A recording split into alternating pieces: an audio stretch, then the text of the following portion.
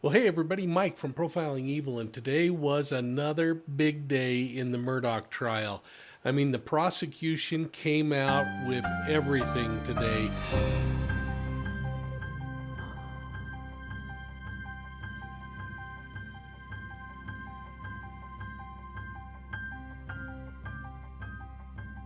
To dispute those defense attorneys and their witnesses over the last couple of days.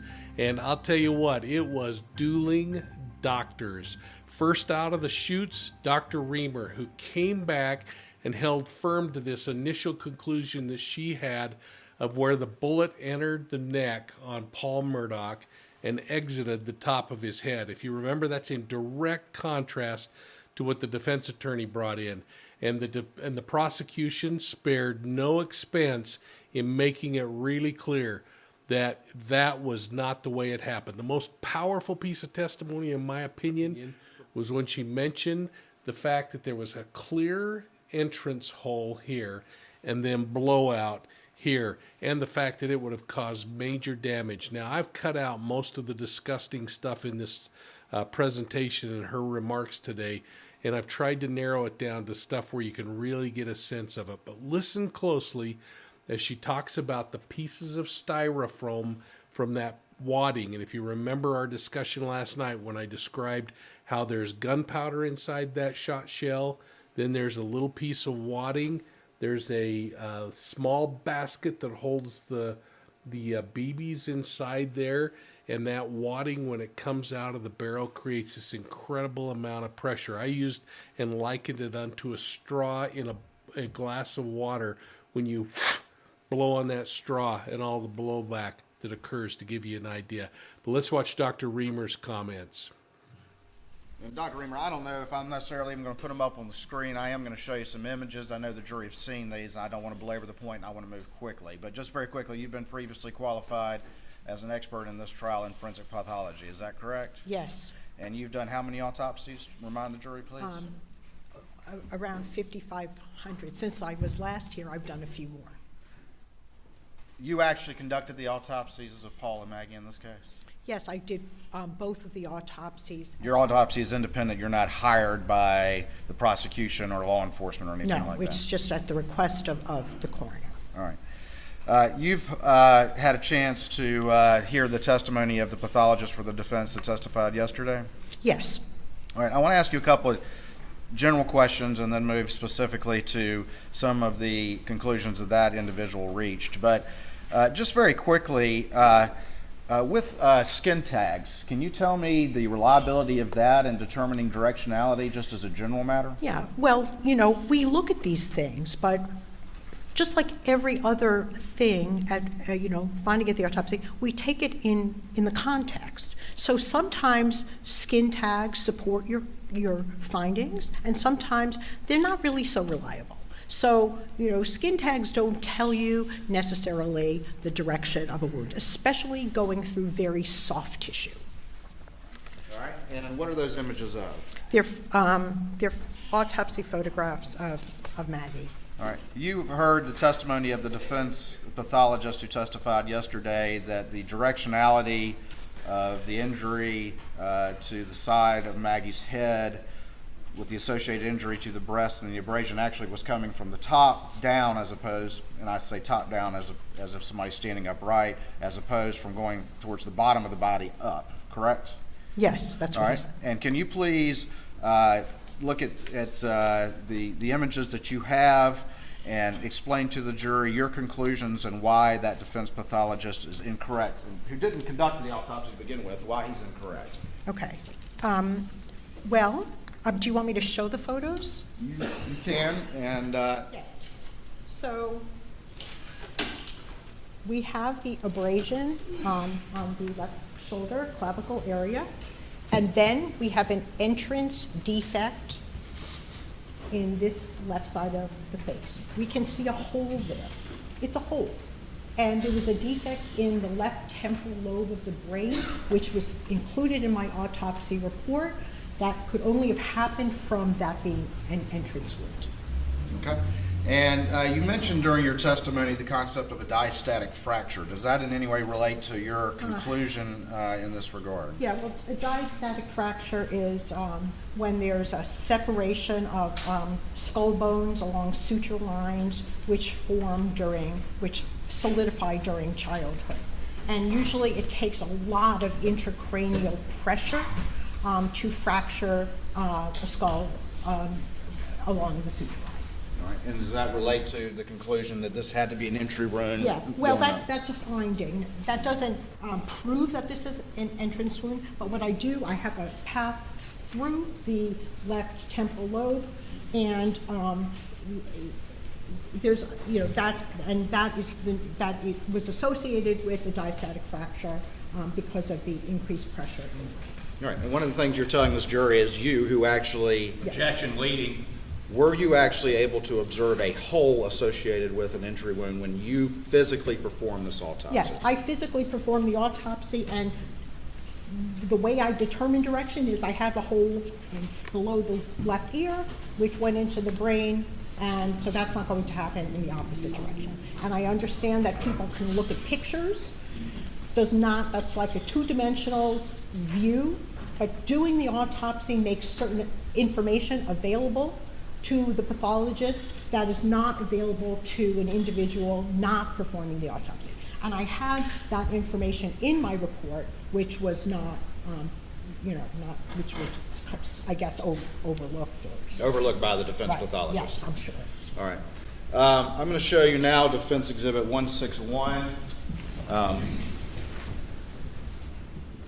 And there was some testimony from the defense pathologist about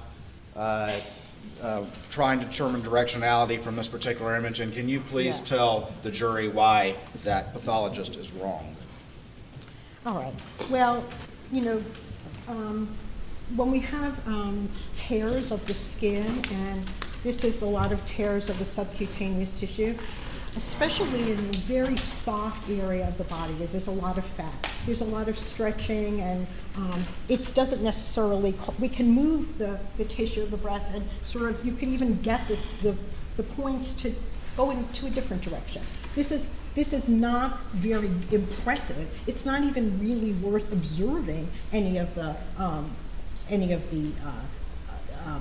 skin tags. It's really very non-specific, and I think he has a very good imagination for seeing that in this photo. And it's, skin tags can be there. Sometimes they support your findings, sometimes they don't support, but they don't take the place of determining the path of the wound by actually following it through the body. I'm going to show you finally what's been marked as Defense 159, and is this also a representation sort of the hole that you determined and were able to physically observe as a entrance wound on the side of Maggie's head? Yes. All right, let's talk a little bit about Paul, and you heard the defense pathologist and their subsequent expert talk about there being a contact wound to the top of Paul's head. Is that correct? That's what he said. All right, and you of course have already testified during your direct testimony that there's no way for this to be a contact wound, but now you have specific observations about the defense conclusions. Well, I didn't think it was necessary for me to point out every physical feature of the wound that demonstrates that the entrance was to the top of the left shoulder and then went into the left side of the head before exiting the top of the head. Now, before I go on, I do want to say that I agree with the book that keeps being brought up, that when there is a contact shotgun wound to the head, there's massive gas expansion within the cranial cavity, within the skull. And what that does, it doesn't just create a hole with some, bones. I understand this was like the most severe thing you have ever seen. And you probably can't imagine that the damage to the head could be any worse.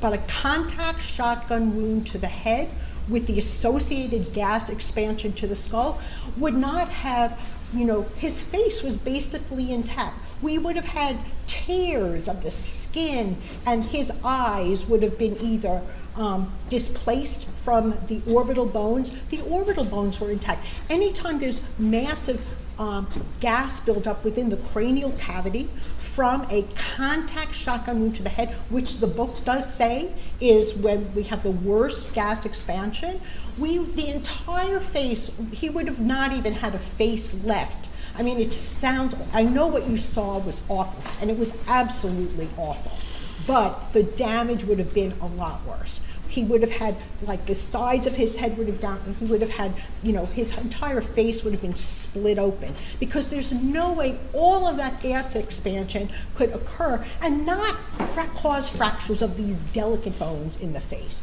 His forehead was even still there. So, I agree with the book that a contact shotgun wound would cause severe gas expansion and damage to the head. What we have here is not consistent with a contact shotgun wound to the head. The damage to the head would have been much worse, even though this was already horrible. Okay, there's no way that these features are consistent with a contact shotgun wound to the head. All right. Now, there was some discussion by the defense pathologist about shaving the top of the head for stippling or checking for stippling. And can you comment on the necessity of that in your actual autopsy that you conducted? Okay. So, he also said that sometimes we actually don't see the soot. Like he said, if Dr. Lima shaved the area, she would have had the opportunity to see the soot.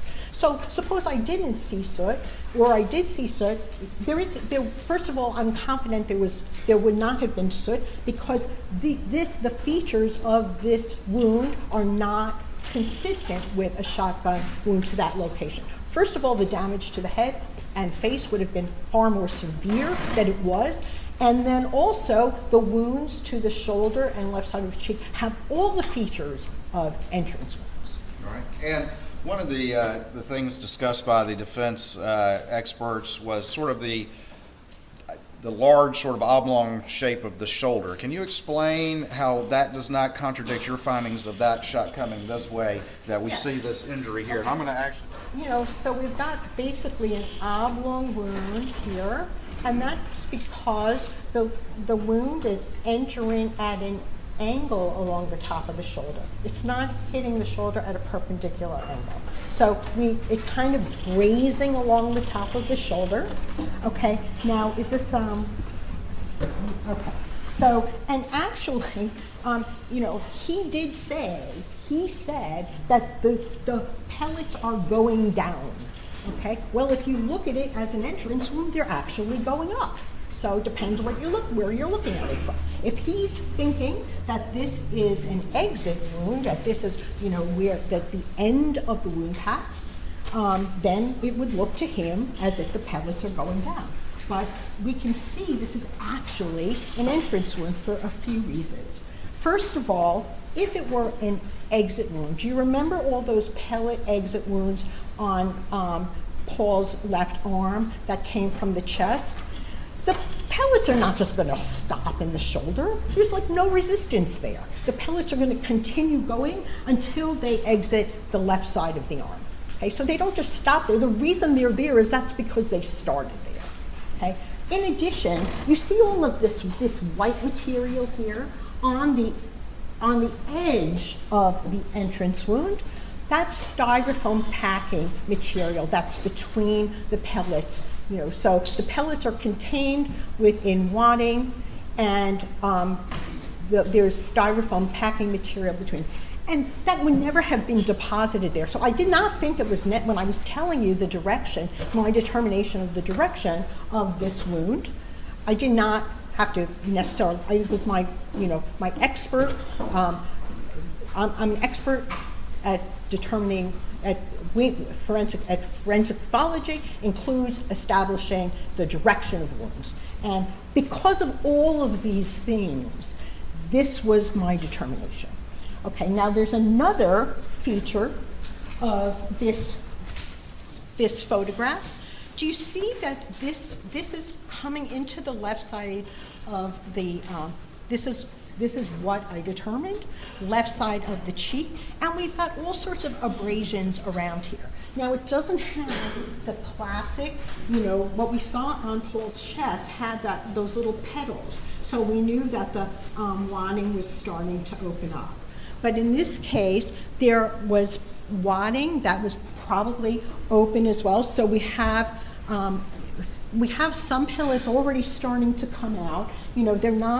It's not entering within the wadding, but the wadding is going along and entering there. And we have all this abrasion around the left side of the cheek, the chin neck area. And that's consistent with, we're not going to have that abrasion if it's coming out. If it's going to push the skin out, we're not going to have an abrasion. So, all that but even just common sense, we have that styrofoam packing material on the outside of the arm. My determination, this went up through the left cheek, out the right side of the top of the head. If it were a shotgun entrance wound, contact to the head, I don't care whether, there's no way his entire facial bones and skin, his ears would have been flopped down. There's so much gas expansion that the damage to his head would have been much worse.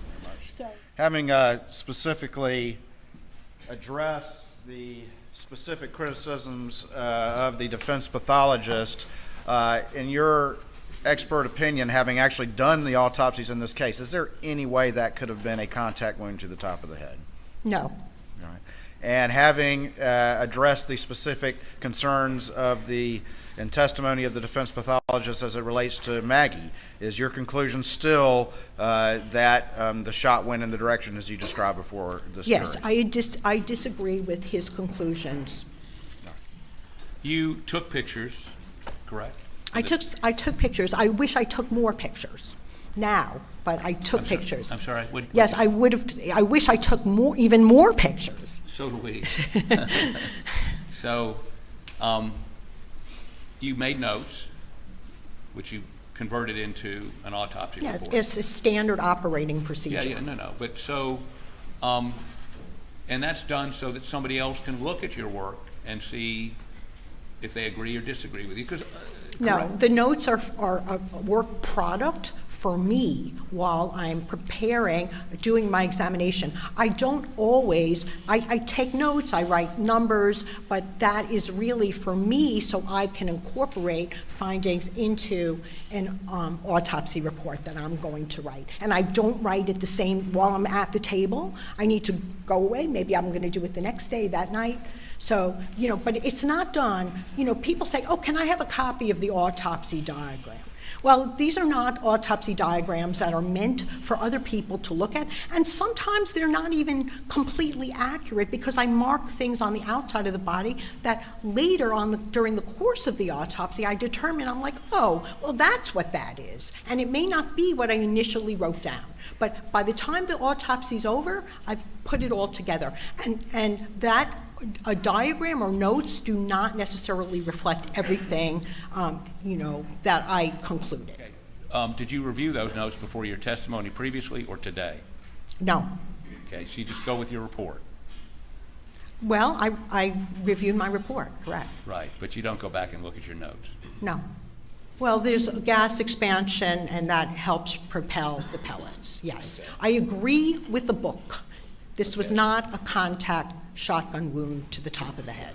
Okay. But this is actually demonstrating specifically a contact shotgun wound to head. But we do have splaying outward of the pellets. We can see on the left shoulder, they're fairly clustered together because they're first starting to be released from the wadding. And they did spread out. We have some of them down in the neck, some of them in the brain, and so they are spreading out. I don't see how, yes, it's a respected treatise, but this is specific to a contact shotgun wound to head. This is what this is describing. Really? Well, it's fine, you know, it doesn't matter. I can look at my photos. I can look, if you're going to talk about theory, the photos. Doctor, Your Honor, I would ask you to tell the witness to be responsive. She is going on a diatribe. Excuse me. I'm asking the court to instruct her to answer the question as specifically as she can. She goes off on tangents, and I'm sorry. All right, Pruitt, you may continue answering the question. You remember what the question was? No, that's your question. Is this series of shots from the book depicting a contact wound? I think that's what I understood. Yes. You said. Yes, okay. It's not, it's just a theoretical depiction. It's a theoretical Is that what the book depiction. says? Yeah. Well, go ahead. I don't recall the exact, why don't you read it to me? Well, why don't you tell me, is that a contact wound? I don't know what this is. This is. That's a shotgun. That's a shotgun. That's a shotgun being fired. Those are the pellets coming out. Object Those are the counsel pellets. testifying. Yeah, I think, you know, this is a book, you know, showing the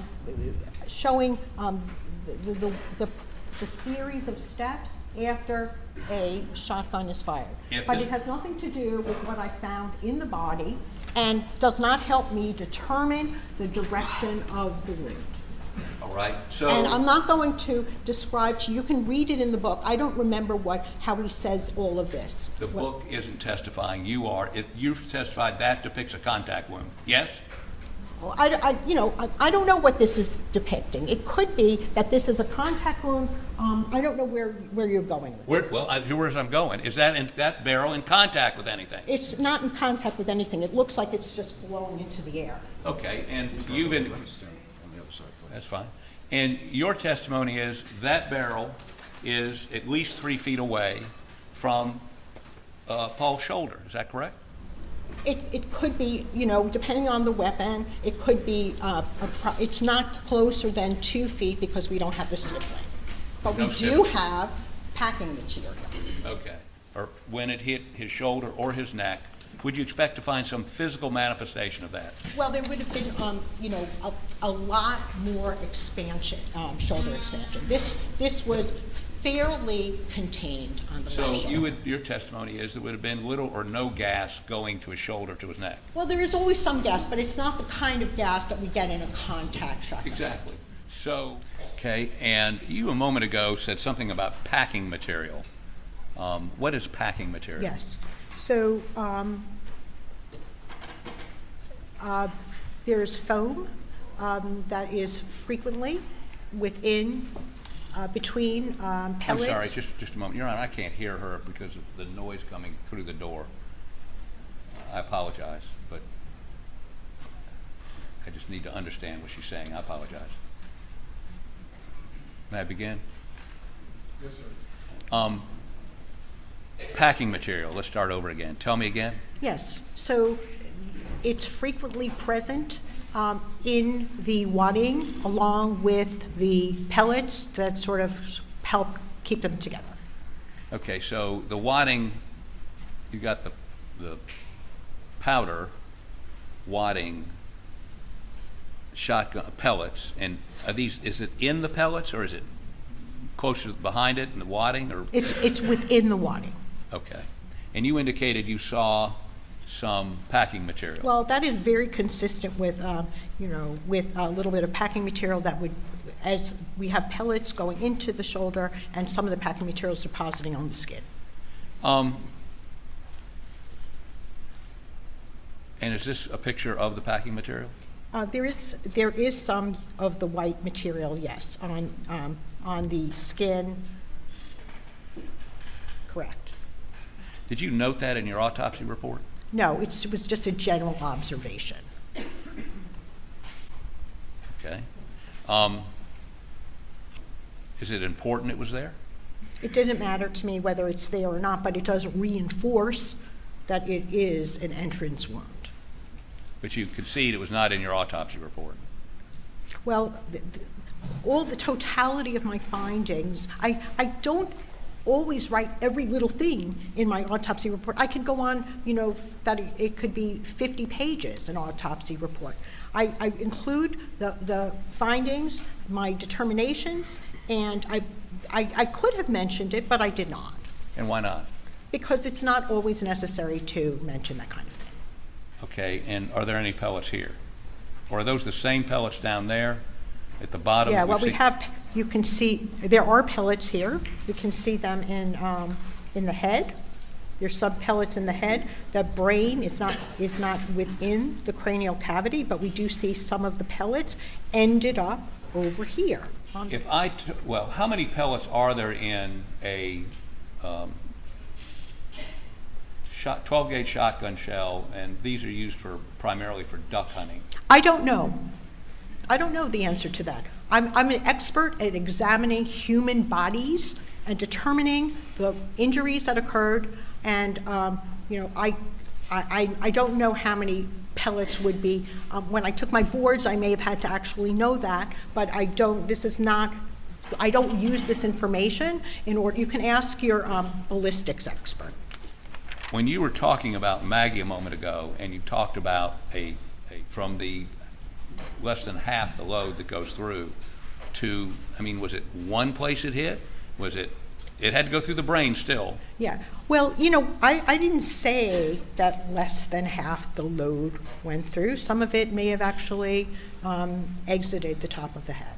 I don't know, or went into the brain. I did not x-ray the brain, and so I don't know exactly how many, but we can tell that this is the direction. Why didn't you shave the head?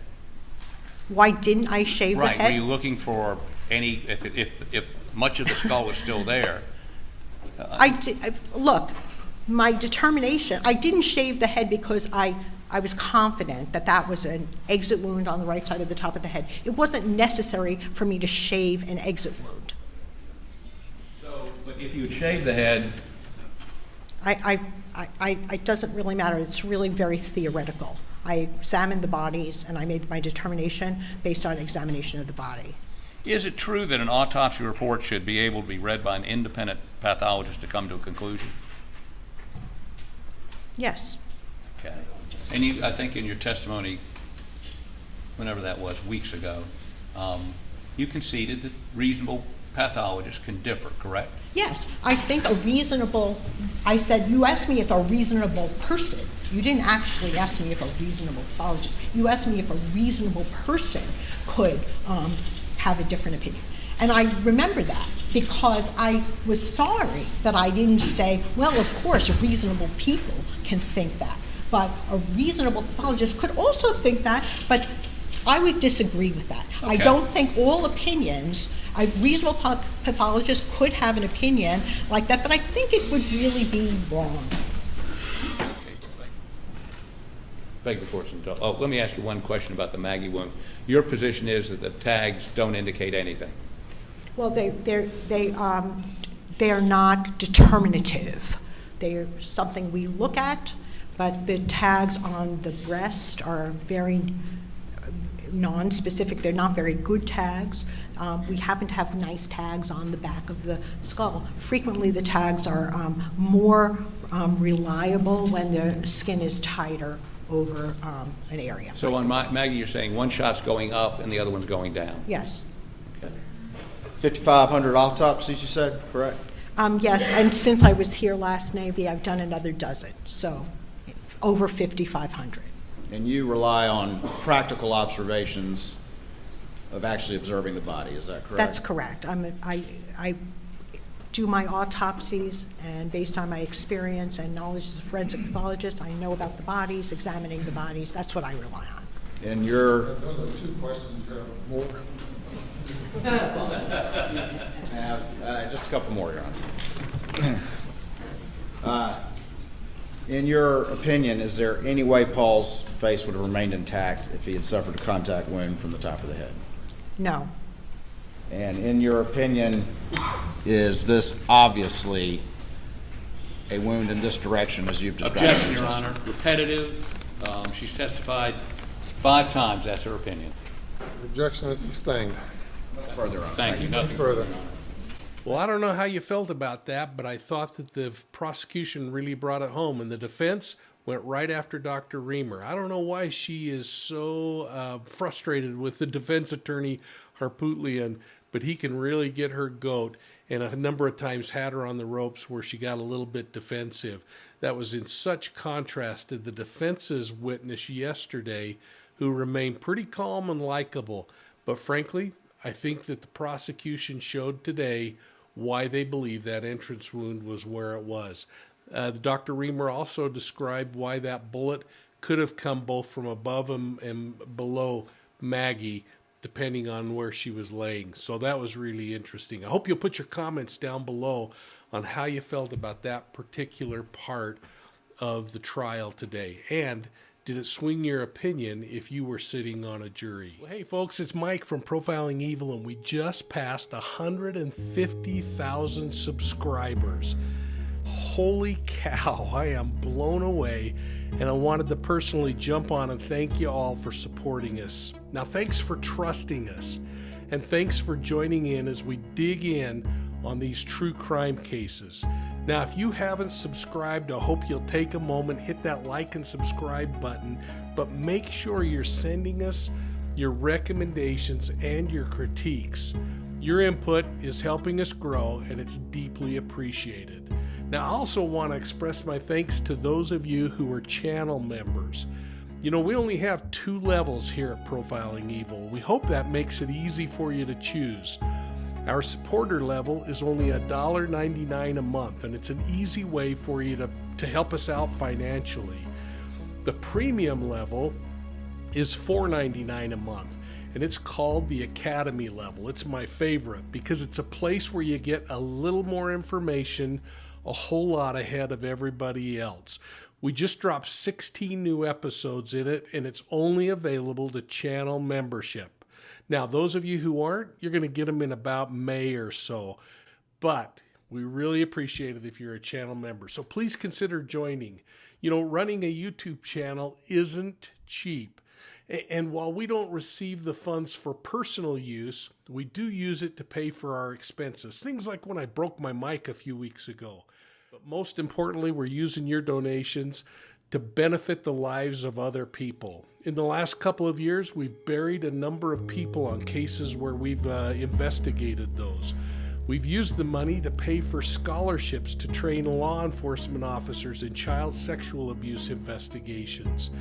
And we're currently pushing everything we've got toward building a new children's advocacy center. That's a place where kids can be interviewed forensically and psychologically if they've been a victim of a crime. It's a place where they can also get their feet back under them as they return to society. So we're really proud of that. So when you purchase my books or you donate to Profiling Evil, even if it's donations through PayPal or other means, you're helping out in a number of different ways. So thanks for your support. And again, please hit that like and subscribe button and share Profiling Evil with all your friends. Don't forget to check us out on Profiling Evil podcasts out on your favorite podcast platform, and make sure you're visiting profilingevil.com on the web. Now, let's get back to today's discussion. Now, next, we're going to talk about the sheriff who was brought in. A simple question was brought in to this guy who has served as sheriff, spent 40 years in law enforcement, knew Alex Murdaugh personally, even serves as a pastor in the community, and he pulled no punches about the fact that Alex Murdaugh having blue lights was news to him, and he'd not heard of anyone else ever doing something like that. Again, this opinion of status and the ability to do whatever you want is the message I got out of that. Let's listen, and then you tell me what you think. Our state calls T.C. Smalls. My name is Thomas C. Smalls. Folks call me T.C. Smalls.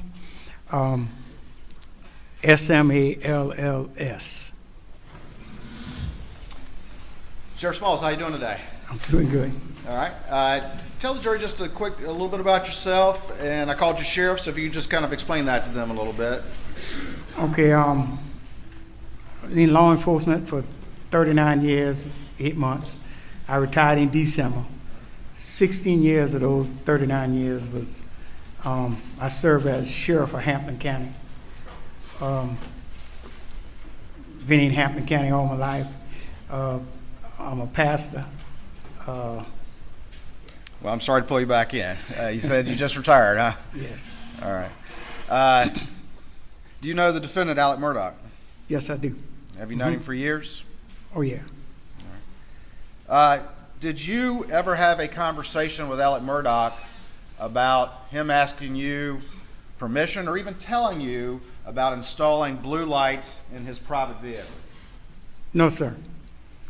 I never had a conversation with Alex Murdaugh. Matter of fact, I never had a conversation with anyone in my 39 years about installing blue lights in their personal vehicles. That's not something that's done, is it, sir? Oh, no, no. Did you know anything about the defendant claiming that you permitted him to do so until he testified to that last week? Correct. Mm-hmm. Didn't know anything about Didn't it? know anything about it. And he never approached you at any point about that? No, sir.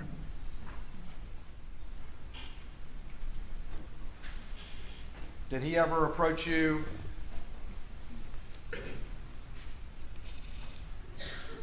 about any threats or anything as a result of the boat case, the boat wreck case? No, we never have. Thank you. Nothing further. Whether you gave him permission to have a blue light installed in a vehicle, and you said you did not, correct? Correct. Do you know whether Anthony Russell gave him permission? I can't answer that. Now, who's Anthony Russell? Well, during my time when I was sheriff, Anthony Russell was a captain in my administration. He later became sheriff after I retired. He ran and he won the office of sheriff, and he holds the office now. And he was maybe not your right-hand man, but he was pretty high up in your administration. He was a captain. Okay. And then Chauncey Solomon, what was his position? Chauncey Solomon was a lieutenant. And Perry Singleton, he was passed away. What was his position? He was a lieutenant. And you know that Deputy Russell, Deputy Solomon, Deputy Singleton were very close to Alex Murdaugh. Were you aware of that? Well, I knew they knew him. I don't know how close they were. Okay. And did Eddie Gibson install the blue lights on the vehicles for the sheriff's department? Not for my cause. Most of my vehicles light was done with a company out of Orangeburg, and then later we started working with a gentleman by the name of Charles Mitchell that installed lights, and he out of, I think, Hardyville or Bluffton. Sounds like you're unfamiliar that at any point in time Mr. Murdaugh had a blue light in his vehicle. I never had any knowledge that he had blue lights in his vehicle. Okay, thank you. That's all the questions I have. Okay. Well, next up, the state brought back one of the Division of Forensics in the state policing to talk about that mobile phone being tossed either like a frisbee or end over end. And this individual, who's an expert in cell phone analysis, the data, took the stand and was given the opportunity to share a test he did over a 2-day period where he picked up a phone slowly, a phone just like Maggie Murdaugh's, and he picked it up violently or quickly, and he was able to testify about the inconsistencies in when that phone would activate and wouldn't, bringing all the way around the possibility that everything could have happened exactly like the prosecution felt like it could have happened. Now the defense, they came out and they attacked his credibility, and the judge made it clear that they had said he was an expert and he could stay on the stand as an expert. So let's watch this one. Again, I thought it was probably the weakest testimony of the day and probably the least scientific, but the point, in my opinion, got across. What do you think?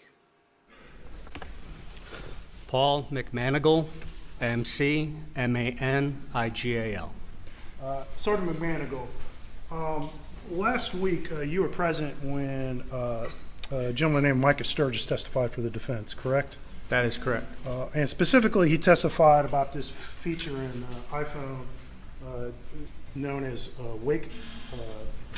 Raise to wake. Raise to wake, correct? Yes, sir. And briefly explain to the jury what that function is and what it serves as in the cell phone, for the iPhone, excuse me. Raise to wake is when the cell phone is laying down and you pick it up. It realizes that somebody's picking up the device and tries to assist by turning on the display so that you could possibly unlock it with your face unlock. All right. Or read a notification possibly if there's a notification on the screen. That's correct. And so it's designed to turn on that screen when it thinks someone's picking up the phone to look at the screen, correct? That is correct. All right. There's been previous testimony, I think, by Mr. Sturgis and other experts in this case that the iPhone, if the screen is off, it will not record an orientation change, correct? If the screen is off, it will not record an orientation. And you agree with that opinion? I agree, yes. Okay. And you were asked after Mr. Sturgis' testimony to investigate a little bit more about this raise to wake feature, correct? I was. And specifically, as demonstrated with the jurors, the screen's going to turn on when the phone is picked up gently, correct? That is correct. Because the phone thinks it's being picked up to be looked at, correct? That is correct. You're asked to investigate with a test device whether that screen lights up every time a phone is picked up in a more violent fashion or quicker fashion, correct? Correct. When the phone is picked up more aggressively or moved more aggressively, the device will not turn on the screen. And that's because the way raise to wake feature is based off of what in the cell phone? What's telling it to wake up? The accelerometer primarily. Okay. And so the accelerometer is sensing motion, correct? Correct. And so if it senses a slight amount of motion, it's going to turn the screen on because it thinks someone's picking up to look at it, correct? Can't lead the witness.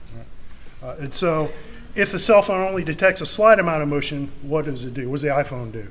So if the iPhone registers a slight amount of motion, it thinks it's being picked up, so it will turn on the screen. But if it's being picked up more aggressively, it won't. And that's a battery protection feature. If you had, So you did perform a number of tests, correct? yes, sir. Performed many tests over the weekend. I pick it up and shake it, pick it up and throw it. I threw it off to my desk. I knocked it off of my desk. I tried to flip it end over end. I tried to throw it like a Frisbee. I did each one at least 10 to 20 times. Okay. And were the results 100% conclusively? I mean, did the phone do the same thing every time? No, not at all. Sometimes the screen would turn on. When I threw it, land face up, and then the screen would turn on. But a lot of the times I would throw it, and the screen would not turn on. It depends on how the accelerometer registered that movement. So if you pick it up to toss it out the window while you're driving, you got to pick it up. Is that correct? Correct, and if you pick it up aggressively, it will not. But not always. Not always. Sometimes will, sometimes won't. Correct. According to the experiments that you conducted since, when did you do these experiments? I started it Friday afternoon and into Saturday. Why didn't you record any data? It did not cross my mind to video record my experiments. I just did the experiments to determine whether or not And the screen would you turn didn't on. occur to you to measure how fast you were moving the phone? Maybe to even find out what is that threshold you claim where the phone goes from turning on to not turning on? Exactly when does that happen? You have no idea, do you? No, sir. It would take me much longer to do these experiments to determine the exact speed and force required to turn the display on versus not. Are you an engineer? No, sir. Do you have any certification in engineering? No, sir. Do you have any degree, academic qualifications in engineering? No, sir. Have you ever worked as an engineer? No, sir. You're trained in extracting data from the cell phone. That's correct. And when it comes to tossing it around and seeing how it moves, you don't know anything more than anyone else, do you? No, sir. Probably, yes, sir. So you have no expertise in this. I have expertise in how cell phones work. What do you mean? Well, we'll get you out of here pretty quickly. I wanted to just ask you a few very quick questions in response to the defense case. And first question I'd ask you is, prior to the murders of Maggie and Paul, did you ever hear Alec express any distrust of SLED? No, sir.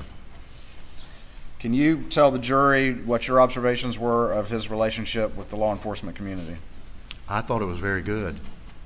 I mean, he interacted with them regularly, as most civil lawyers do, and then with his side gig as, solicitor, he obviously had interaction with them as well. Do you remember coming to find out that Alec had installed blue lights in the private vehicle? Yes. And can you tell the jury roughly how long ago that was?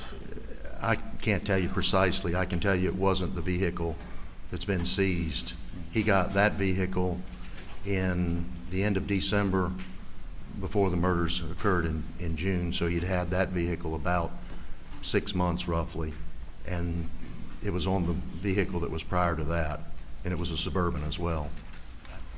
You were asked questions about Alex distrust of SLED, and you testified that he had a good relationship with law enforcement. He did. I never heard any mistrust of SLED or anybody else.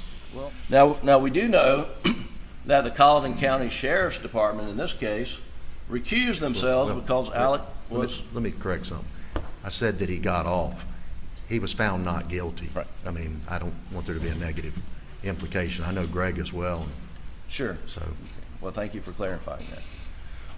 And we do know that Sheriff Buddy Hill and the entire Colleton County Sheriff's Department recused themselves in this case because of Alec's close relationship with the Colleton County Sheriff's Department and law enforcement. Is that right? I know they recused themselves, and I know they called in SLED that night. I wasn't privy to the reasoning, but I would make that assumption. And finally, the rock star of the day who pulled no punches about the fact that he didn't buy off on what the defense was saying about the positioning of the shooter or the height of the shooter. This doctor has already been on the stand once, but he came back and he was powerful. In fact, it was so powerful, I think the defense was really threatened by him because they spent the most amount of time trying to tear apart his testimony and Dr. Reamer's testimony. And frankly, I think he hit it out of the park. And I'm wondering what you're thinking about this one. So let's watch. Kenneth Lee Kinsey, Kinsey. Welcome back, Dr. Kinsey. Welcome. It feels like a year since you were here. You were qualified last week as an expert, correct? Yes, sir, that is correct. What I would like for you to do right now is just to remind the jury, give them a little bit of background on your education, your work history, your credentials that made you qualified to be an expert witness. Yes, sir. Dr. Kinsey, we're going to keep our testimony today narrowly focused and tailored to a few witnesses that the defense put up this past week. Did you have the opportunity to observe one witness named Michael Sutton, who was a forensic mechanical engineer for the defense? I did. Now, do you recall any of his conclusions or what his main conclusion was regarding the size of the shooter? I do. What was that conclusion? 5'2" to 5'4". I would like now, Doug, if you would, I would like for you to publish or cut on Defense Exhibit 140. Go to page 49.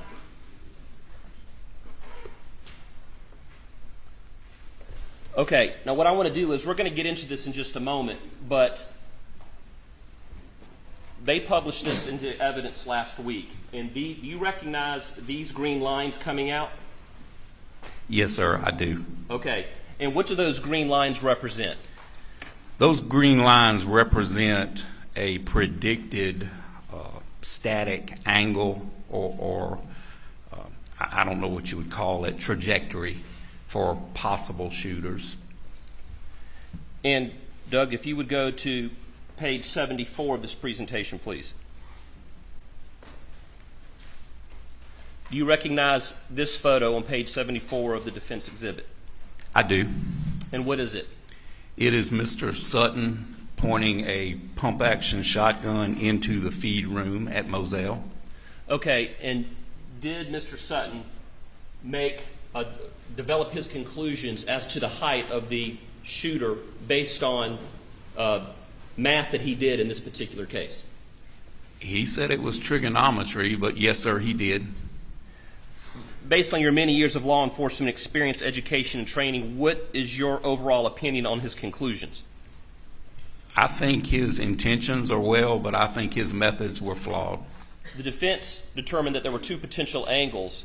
How confident are you that the methodology used to determine those angles are accurate? I have zero confidence from this piece of evidence as far as establishing angles. So that's interesting. You feel good about the direction of the bullet going into the quail cage, but you have a concern about the angle, correct? That is correct. Do you have a concern about the angle? The angle of impact, yes, sir, that is correct. What are two things that could affect the angle of impact on a surface like this cardboard? As I mentioned before, you could have, that bullet could have hit an object, which we don't know, or it could be an internal problem with the firearm that causes it. When you think about, if I could explain, yes. When you think about a quarterback throwing a football, they spin that football and it makes it stable in flight. Well, a projectile coming out of the muzzle of a firearm, a single projectile firearm, works the same way. You've got little lands and grooves in that barrel. And as that propellant pushes that projectile down the barrel, it twists. Now, there's different twists depending on the firearm, but that twist, called rifling most commonly, that's what my grandfather called it, but it makes that bullet stable in flight. Anything that can throw that projectile off of battery, whether it be striking something or a firearm problem, maybe fouling too much lead in the barrel, those kind of things will make that bullet off center. Now, it still may go the general direction, but the rotation of that projectile could be off just a little bit when it strikes a target. So do you recall what the defense expert testified to the direction and angle of that particular angle of impact? I do. And what was it? I think 1 and 3 degrees. But do you remember, like, was it left Going to right, up. right to left? Going up. And from what way to what way? What direction to what direction? Left to right, or right to left. Right. Yes, sir, right to left. I have to think about the quail pen in my head. Are you confident that the direction was correct on this? Yes, sir, I have no reason not to believe the direction. I mean, that would have to be a huge defect hole for it to throw the direction off. How confident are you in the angle of this? I have zero confidence in that angle. There's some yellow placards here on the ground. You see them? I do. And what do those yellow placards represent? Cartridge cases that were found on the ground. They're markers, so once you find the cartridge cases, you put them there for documentation purposes, photography, and sketching purposes. And why? Explain to the jury what the defense has determined that their angle is based on those static lines, those green lines, correct? That is correct. Back and forth on that one static line for one angle and one static line for the other angle. And they placed them right there at that particular location. Why? I think the defense expert was taking into consideration the location of the cartridge cases, and he was showing how it would fit those 5'2" animated figures that he placed in that presentation. Is it your understanding, and I'll demonstrate, the gray figures are holding the firearm, and those gray lines represent like a string. They would run up and down, correct? Yes, sir, that was the testimony. You go back and forth on this green line. Okay. And that they would be right here because this is where the shell casings are. Can you explain for this jury why their assumptions on the math they did are incorrect in determining that the shooter had to be between 5'2" and 5'4"? Well, there's a bunch of variables. Variables do matter. There are a bunch that you would have to consider. First, you'd have to consider this to be a static crime scene. Very little movement, and when it is movement, it's controlled movement. Second, you would have to place some confidence in that angle of impact on that cardboard. Third, as I testified in my previous testimony, we're not able to test fire or with confidence what we know to be the weapon used in this situation with the same ammo. And they don't throw the ammo the same place every time. It may be in the general vicinity, but as I said, I believe in my previous testimony, if you knew exactly where it was going to throw that cartridge case, you could carry a bucket with you and sit that bucket, and all your cartridge cases would go in the bucket.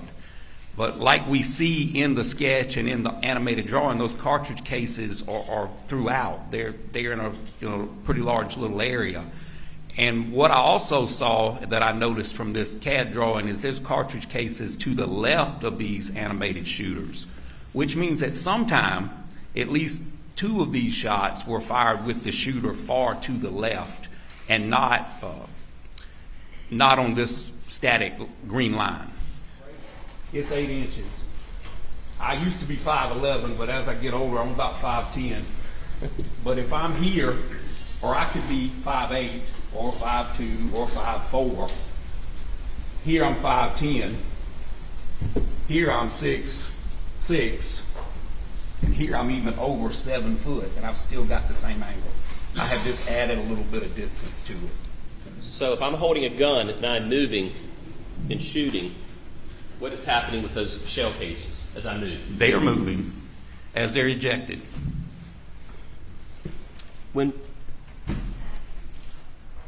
Where was Maggie's head pointing when she hit the ground? Miss Maggie Murdaugh's head was pointed in the direction of Paul Murdaugh, where his body rested, back toward the feed room. What is your opinion of the defense's expert that says the shooter could not have been 6 feet 4 inches tall like the defendant, Alex Murdaugh? I think that's a flawed opinion.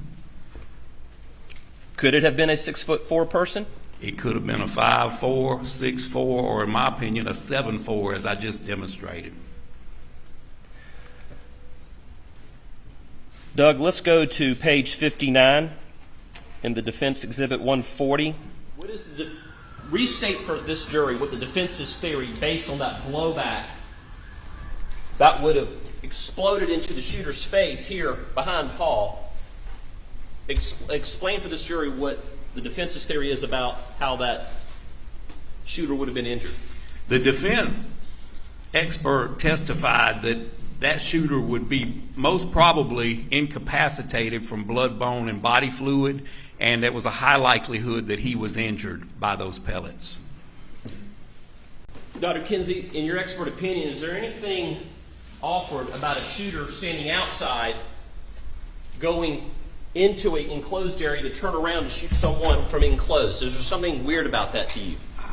I can't figure out the methodology of a shooter. I've never done any crime like that, Mr. Wilson, but I don't see, if we talk about common sense and everybody's mentioned the totality when they don't have an answer for something, it's always, I looked at the totality, but I don't see any reason for someone to squeeze up past one victim in this doorway to go inside to shoot him back out. And if he did, if that scenario did happen, that doesn't explain all the pellets that are in the floor of the feed room that we've heard testimony to as to why law enforcement didn't clean those pellets up. If it happened the way the defense expert says those pellets would be out here in the yard, they would not be inside that feed room. There was some testimony yesterday, Dr. Kinsey, about, well, it was from the defendant's brother, Mr. John Marvin Murdaugh. And it related to the following day, he came upon the crime scene. It had been cleared, and he saw how the crime scene was left. Can you explain, you've been in law enforcement for how many years? 30 years. Well, over 30, but 30 years getting paid. And you're the chief deputy at a sheriff's department? Yes, sir, Orangeburg County Sheriff's Office. Just to clarify some things, can you explain normally or traditionally how crime scenes are cleaned up for this jury? Is it the responsibility of law enforcement, in other words?